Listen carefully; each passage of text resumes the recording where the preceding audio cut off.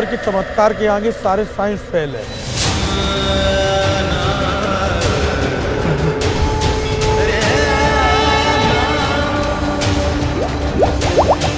उस दिन से आज तक हमको दवा की जरूरत नहीं पड़ी।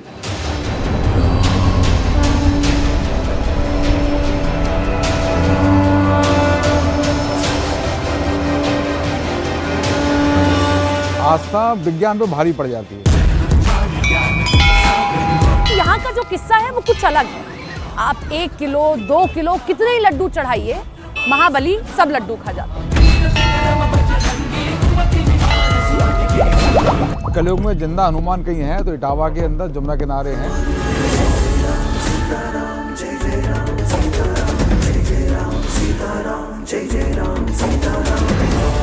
हनुमान जैसे ही उसने 2 टाइल यहाँ से हटाए, हनुमान जी ने उसको अंधा कर दिया।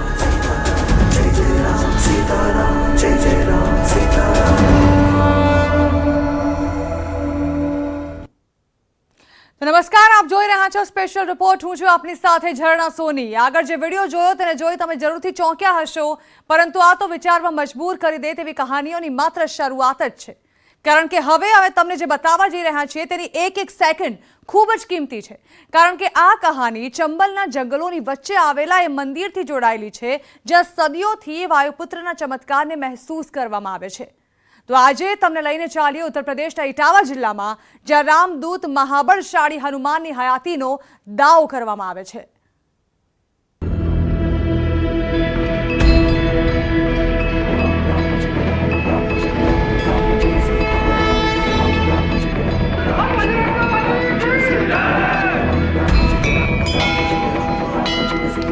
જળમાં, જમીનમાં, વાયુમાં તમે જ્યાં શોધશો ત્યાં તેવો મળશે, પરંતુ કયા રૂપમાં તે કોઈ નથી જાણતું।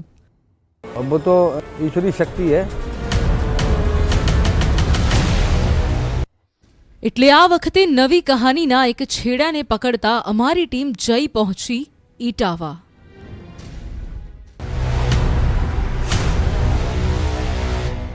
नमस्कार, मैं हूं आपके साथ सपना शुक्ला। मैं इटावा में हूं।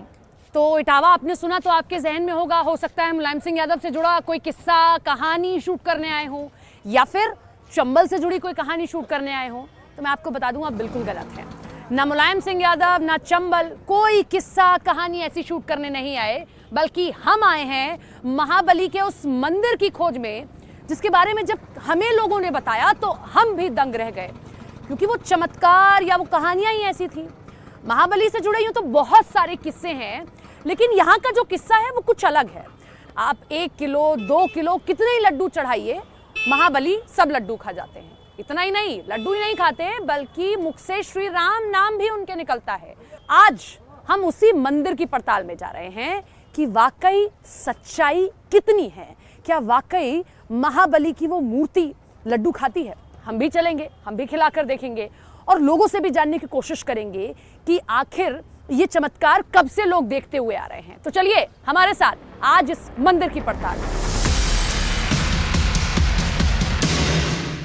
ચંબલના જંગલની વચ્ચે વસેલા એ મંદિરથી જોડાયેલી અમે જેટલી પણ કહાનીઓ સાંભળી હતી તે દરેક અચરજ પમાડે તેવી હતી।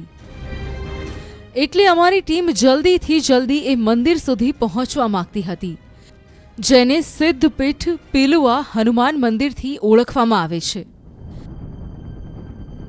इस मंदिर के बारे में जो हमें बताया गया, उस सच को ढूंढते ढूंढते हम यहाँ तक आ गए हैं। मंदिर के आसपास का मैं आपको एरिया दिखा देती हूँ। ये देखिए किस तरीके से ये प्रसाद की दुकान है। लड्डू मुख्यतः चढ़ाया जाता है तो लड्डू की दुकानें हैं। इधर भी कुछ दुकानें लगाई गई हैं और जो सामने आप देख रहे हैं ये मंदिर का मुख्य द्वार है।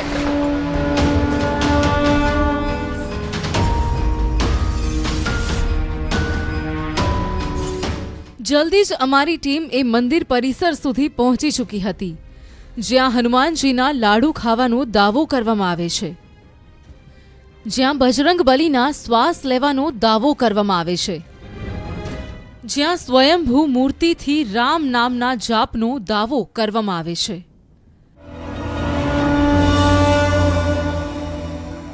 ये वो मंदिर है। मैं मंदिर के अंदर मौजूद हूँ, पुजारी जी मेरे साथ हैं। सबसे पहले मैं आपको स्वयंभू वो मूर्ति दिखाती हूँ हनुमान जी की। ये देखिए, ये हनुमान जी की लेटी हुई मूर्ति है, स्वयंभू मूर्ति कहते हैं इसे, स्वयंभू मूर्ति है। और यहाँ ये मुख है हनुमान जी का। आप यहाँ 1 किलो, 2 किलो, 3 किलो कितने लड्डू खिला दीजिए, हनुमान जी सभी लड्डू स्वीकार करते हैं। तो ये वो मूर्ति है। पुजारी जी, कितने लड्डू हम खिला सकते हैं, कितने लड्डू स्वीकार कर लेते हैं? आपकी जितनी स्वेच्छा हो उतना लड्डू आप उनको खिलाएं। और आपके सामने है, आप हनुमान जी लड्डू खाते चले जाएंगे। उनका मुखारबिंद कभी नहीं बढ़ता, प्राकृतिक रूप से श्वास लेते रहते हैं। देखो आप मुखारबिंद में बुलबुले से उठते हैं। ये जो बुलबुले उठ रहे हैं, ये आप कह रहे हैं कि ये श्वास ले रहे हैं जी, यानी कि जीवित हैं जी। ये आज भी। और हमने सुना है कि श्री राम की ध्वनि भी सुनाई देती है जी। शांति वातावरण में जब रात का समय होता है तब राम राम की धुन सुनाई पड़ती है। तो राम राम कहते हुए सुनाई देते हैं। आपने कभी महसूस किया हो? जी, महसूस किया है। અમે જે સાંભળ્યું, જે જોયું તે સાચે જ આશ્ચર્યમાં મૂકે તેમ હતું. હનુમાનજીને જેટલા લાડુઓ ચડાવવામાં આવતા તે બધા જ તેમના મુખમાં સમાઈ જતા. એટલે અમે પણ નક્કી કર્યું કે અમે પણ પોતાના હાથો વડે બજરંગબલીની આ સ્વયંભૂ મૂર્તિને લાડુઓનો પ્રસાદ ચઢાવીને જોઈએ.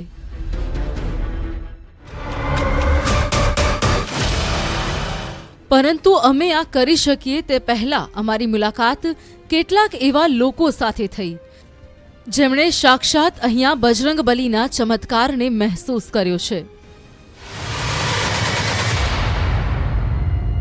मेरा बड़ा लड़का पैदा हुआ था तो उसकी बहुत ज़्यादा तबीयत खराब हो गई थी।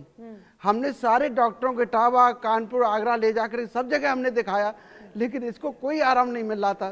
फिर हम इसको लेके यहाँ पर आए। हमने यहाँ पर इसको हनुमान जी के पास रख दिया और हमने विनती करी, हनुमान बाबा आप हमारे बच्चे की रक्षा करो। तो उन्होंने वो हम उनसे कह करके चले गए। उसके बाद आज हमारा बच्चा 15 ईयर्स का हो गया है, 15 साल का हो गया है। उस दिन से आज तक हमको दवा की जरूरत नहीं पड़ी। ये हनुमान जी की कृपा से ही आज इतना बड़ा है। जीवन में कई तरह के प्रसंग आए हमारे पिताजी के समय में, हमारे समय में, जो यहाँ हनुमान जी से मांगा वो पूरा हुआ। तो ये चमत्कारिक हनुमान जी है और ये नेचुरल हनुमान जी। यहाँ पर एक मिट्टी का टीला था, उस टीले पर एक पेड़ था पिलुआ का, उसकी जड़ में हनुमान जी प्रकट हुए और उसमें जब लड्डू डालते थे तो वो लड्डू कहाँ जाता था? हनुमान जी के मुख में तो जाता था, लेकिन कहाँ जाता था इसका आज तक कोई पता नहीं। આ કહાનીઓ ચોંકાવનારી હતી, પરંતુ અમારે એ ચમત્કારને જોવો હતો જેનો દાવો અમને અહીંયાના પૂજારી અને શ્રદ્ધાળુઓએ કર્યો હતો.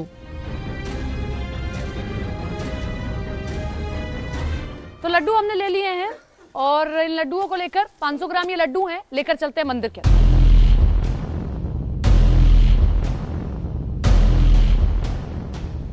तो देखिए, हमने लड्डू बाहर से आपके सामने ही खरीदे और अब जो है हम ये लड्डू लेकर मंदिर यही है, जाते हैं अंदर। महाराज जी हमारे साथ हैं, जो यहाँ के मुख्य पुजारी हैं, दूसरे पुजारी जी भी हमारे साथ हैं। महाराज जी, मैं ये 500 ग्राम लड्डू लेकर आई हूँ और मैं खुद ही खिला दूं, खिलाकर देखूं? आप खुद अपने हाथ से खिलाओ। ठीक है।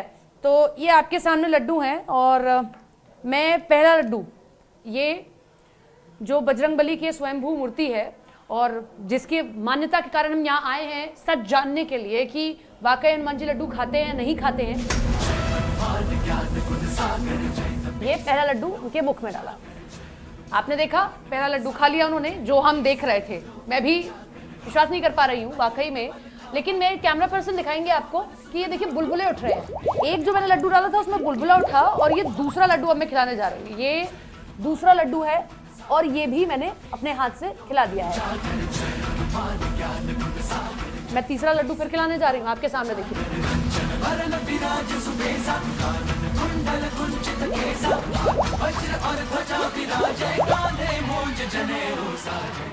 ये 3 लड्डू मैं एक साथ खिलाने जा रही हूँ और अभी तक मैंने एक ही करके लड्डू खिलाए थे। एक और लड्डू चलिए यहाँ पर ले लेते हैं। कहते हैं 3 लड्डू नहीं खिलाए जाते, ऐसा पंडित जी कह रहे हैं, तो 4 लड्डू हमने ले लिए। एक साथ ये 4 लड्डू मैं खिलाऊंगी, ये आप देख पा रहे होंगे, और फिर देखते हैं कि क्या चारों एक साथ खाते हैं नहीं खाते हैं बजरंगबली। तो ये आपके सामने ये 4 लड्डू।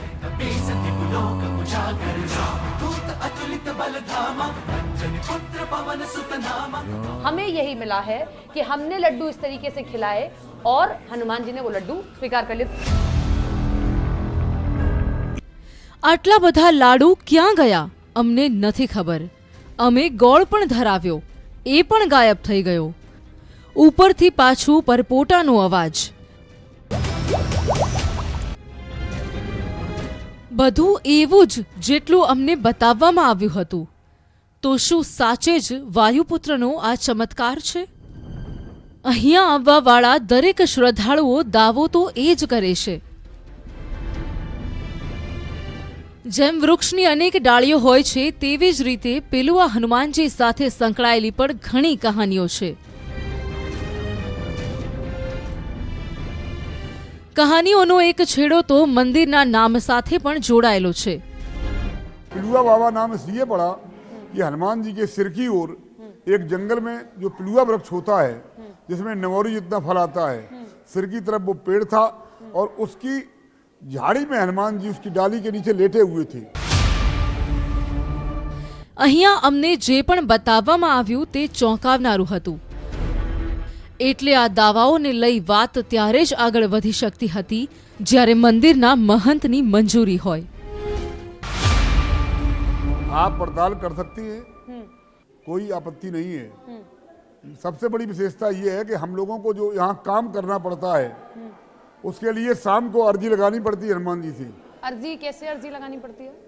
आपने अपनी बात जाकर के हनुमान जी से कहोगे और कि हमें कल ये काम करना है, तभी आप यहाँ कोई काम कर पाएंगे. अगर आप नहीं कहेंगे तो हनुमान जी दूसरे दिन आपको कोई काम न कर देंगे. આ અરજી અને મંજૂરીવાળી વાત પાછળ પણ ચોંકાવનારો દાવો કરવામાં આવે છે.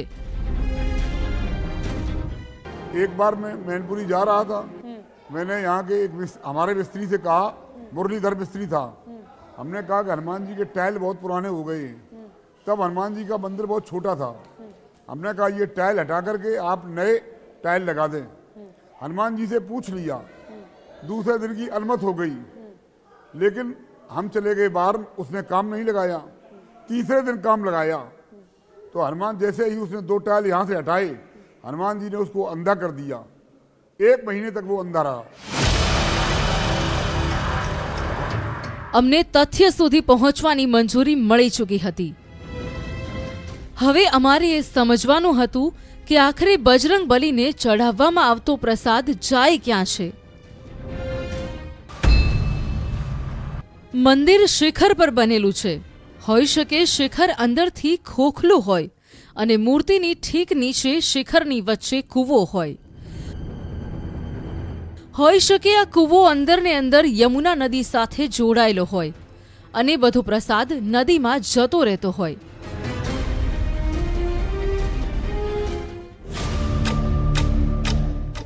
ઉપરથી જોવા પર અમને એવો કોઈ પુરાવો હાથ ન લાગ્યો કે જેનાથી ખબર પડી શકે કે રોજ બજરંગ બલીને ધરાવવામાં આવતો સેંકડો કિલો પ્રસાદ અને અનેક લીટર પાણી ક્યાં જાય છે. પરંતુ સવાલ તો એ પણ છે કે શું દરેકના હાથનો પ્રસાદ બજરંગ બલીના મુખમાં ગાયબ થઈ જાય છે કે તેના પાછળ પણ કોઈ કહાની છે. ये बहुत पुरानी बात है. यहाँ पर एक सेठ आए हुए थे, उन्होंने सेठ ने ये बताया, ये कहा, संकल्प लिया कि हनुमान जी आप जितने लड्डू खाएंगे, जब तक आपका मुंह नहीं भर जाएगा तब तक हम आपको लड्डू खिलाते रहेंगे. मतलब इसने एक अहंकार भर के ये बात की. तो उस अहंकार में उसने लड्डू यहाँ पर खिलाने चालू कर दिए. सारे शहर के जो वो बड़ा सेठ था, तो जितने भी मिठाइयों की दुकान थी वहां से खरीद के लेके आया और उसने हनुमान जी को यहाँ पे लड्डू खिलाए. वो हनुमान जी को खिलाता गया, सारे लड्डू खत्म हो गए, लेकिन हनुमान जी का मुंह नहीं भरा. उसके बाद फिर जब उसने कहा कि ये बात क्या है, आखिर लड्डू जा कहाँ रहा है, तो उसने जाकर के देखा कि वहाँ ये पास में यहीं पे बेहड़ है और वहाँ पे जमुना जी बहती हैं. तो सारे लड्डू वो जमुना जी के किनारे में ले जाके આ કહાનીથી અમને એક એવો છેડો મળ્યો જેને અમારી શોધખોળને નવી દિશામાં વાળી દીધી. मंदिर के उस रास्ते से मैं यहाँ आई, मुझे लोगों ने बताया कि यहाँ यमुना जी है. ये देखिए कैसा लग रहा है कि पहली नज़र में ये कोई नाला टाइप है, यहाँ से पानी आता है. ये देखिए आप, मैं थोड़ा सा आगे बढ़ रही हूँ, यमुना जी तो उधर की तरफ है, लेकिन देखिए पहली नज़र में क्या लगेगा आपको, मैं थोड़ा सा दौड़ के आपको दिखाती हूँ, जहाँ तक जा सकती हूँ.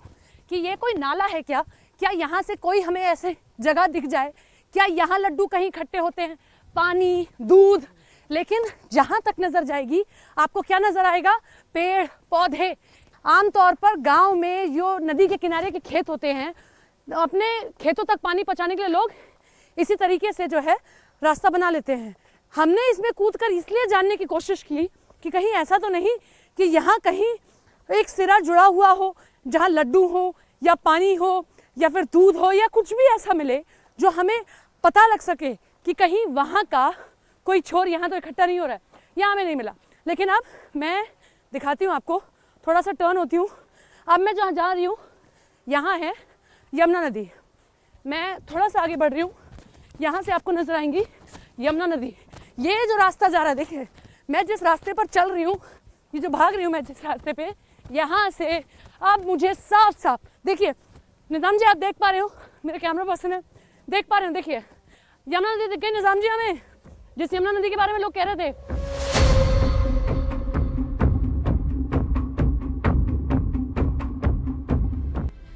નદીનો આ છેડો અમારા માટે ઉમેદની નવી કિરણ સમાન હતો। वाह, यही चाहिए था। नदी के किनारे आए हैं और हमें देखिए नाव दिख गई है। और नाव वाले भैया इधर लाओ, जरा किनारे चला दोगे, चला दोगे?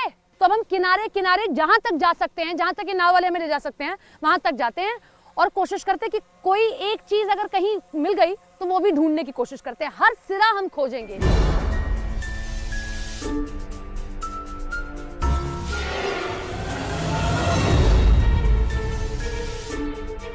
तो नाव में हम इसलिए बैठे हैं क्योंकि नाव के सहारे हम एक नहीं कई किनारे अब देख सकते हैं। हम जो है किनारे किनारे नदी के चल रहे हैं और हर किनारा हम देख रहे हैं। जैसे मैं, आप देखिए कि मैं अब इसी तरफ मेरी नजरें हैं कि कुछ दिख जाए, कुछ हो शायद, लेकिन अभी तो नहीं दिखा है। ये पूरा किनारा हम चलेंगे क्योंकि पैदल अगर चलते तो हम थोड़ी दूर तक चल सकते हैं। नाव हमने इसीलिए ली कि हम और आगे तक जा सकें और आगे तक देख सकें। ये आगे बढ़ रही है हमारी नाव और इसी तरीके से सिर्फ और सिर्फ ये बालू, ये मिट्टी और नदी का ये पानी, अभी तक तो यही दिखाई दिया हमें कि यही दो तीन चीजें हमें दिख रही हैं। मुझे यहाँ ना लड्डू दिखाई दे रहे हैं और ना कोई ऐसी जगह या कोई ऐसा पाइप या कुछ भी ऐसा दिख रहा हो कि मैं आपको बता सकूं, ये दिखा सकूं कि यहाँ पर कुछ भी ऐसा है। પરંતુ હવે સૂરજ આથમી રહ્યો હતો। ચંબલના જંગલમાં રહેવાવાળા ખતરનાક પ્રાણીઓના જાગવાનો સમય હતો, એટલે અમે નદીના પટમાંથી નીકળી જવાનો નિર્ણય લીધો અને ફરી એકવાર બજરંગબલીના એ મંદિરમાં જઈ પહોંચ્યા, જ્યાં સાંજની આરતીનો સમય થઈ ગયો હતો।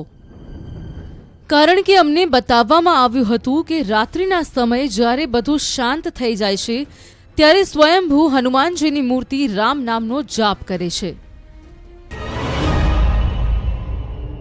तो हम आज इंतजार ये भी कर रहे थे कि अब शाम की आरती हो, तब तक भी हम इंतजार करें। तो पंडित जी देखिए आरती से पहले कुछ तैयारियां कर रहे हैं, उनसे जान लेते हैं कि क्या तैयारी कर रहे हैं, कैसे आरती होगी और आरती के बाद में मंदिर बंद कर दिया जाएगा या नहीं। तो पंडित जी ये क्या हो रहा है और कब आप आरती करेंगे? 7 बजे आरती होगी। हाँ, उसके बाद कपाट बंद हो जाएंगे आरती के बाद। अच्छा, सुबह खुलेंगे 5:30 बजे। अच्छा, ये अब आप श्रृंगार कर रहे हैं? हाँ, श्रृंगार उनका चूल्हा चढ़ा रहे। अच्छा, चोला चढ़ा रहे हैं। आरती करने के बाद में आप ये कपाट बंद कर देंगे, फिर सुबह कितने बजे खोले जाएंगे? 5:30 बजे। 5:30 बजे। ये एक चीज और बताइए, आपने कहा था राम नाम भी आप सुन सकते हैं, तो क्या आरती के बाद में हम उस ध्वनि को सुन सकते हैं? बिल्कुल, उसमें माइक लगाओ आप, जो बुलबुले से आ रहे हैं इन्हीं में राम राम की आवाज आती है। अच्छा,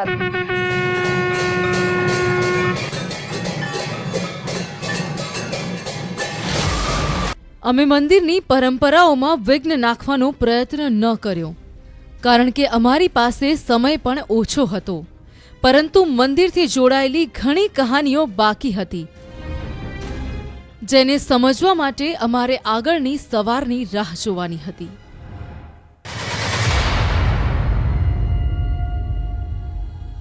અને હવે તમે વિચારી રહ્યા હશો કે આગળના દિવસની રાહ કેમ? એવું તો શું હતું જે હજુ પણ સામે આવવાનું બાકી હતું?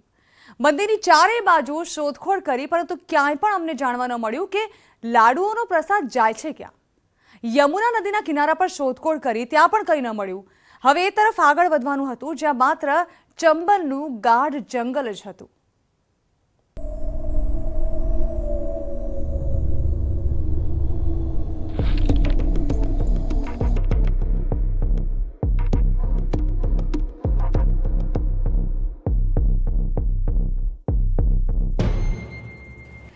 हम एक टीले पर ही हैं, ये पहाड़ है मिट्टी का, लेकिन देख लीजिए मैं आपको जंगल दिखाती हूँ, कितना घना जंगल है आसपास. ये देखिए, जहाँ तक नज़र जाएगी आपको ये मिट्टी के ऊंचे ऊंचे पहाड़ और ये जंगल नज़र आएगा. इस पूरे जंगल में कई किलोमीटर ये लंबा जंगल है. हमने पूरे जंगल में छाना है, हमें अभी तक कोई सुराग हाथ नहीं लग पाया कि हमें कोई ऐसी जगह दिख जाए जहाँ वो लड्डू दिख जाएं, पानी दिख जाए या दूध दिख जाए, कोई ऐसी जगह जहाँ वो चीज़ें इकट्ठी हो रही हों. अभी तक कुछ ऐसा नहीं लगा. और कई किलोमीटर दूर दूर तक फैला हुआ ये जंगल है. और इससे उधर है यमुना जी, हमने यमुना जी के पास भी देखा. વાંકો ચૂકો રસ્તો, ક્યારેક ઊંચી ટેકરી, ક્યારેક કાંટાળી વનસ્પતિઓ.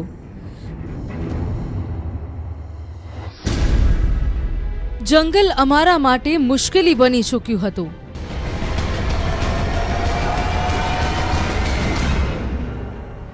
तो देखिए ये आसपास का जंगल है जहाँ हम आए हैं और बहुत घना जंगल है. कांटे भी हैं यहाँ पर. ये बबूल के पेड़ हैं और इसके कांटे ऐसे होते हैं कि आपके जो आपने पहन रखा है फुटवेयर उसमें भी सुराख करके चले जाएंगे. लेकिन हम कोशिश इसलिए कर रहे हैं क्योंकि हमें वो जगह ढूंढनी है.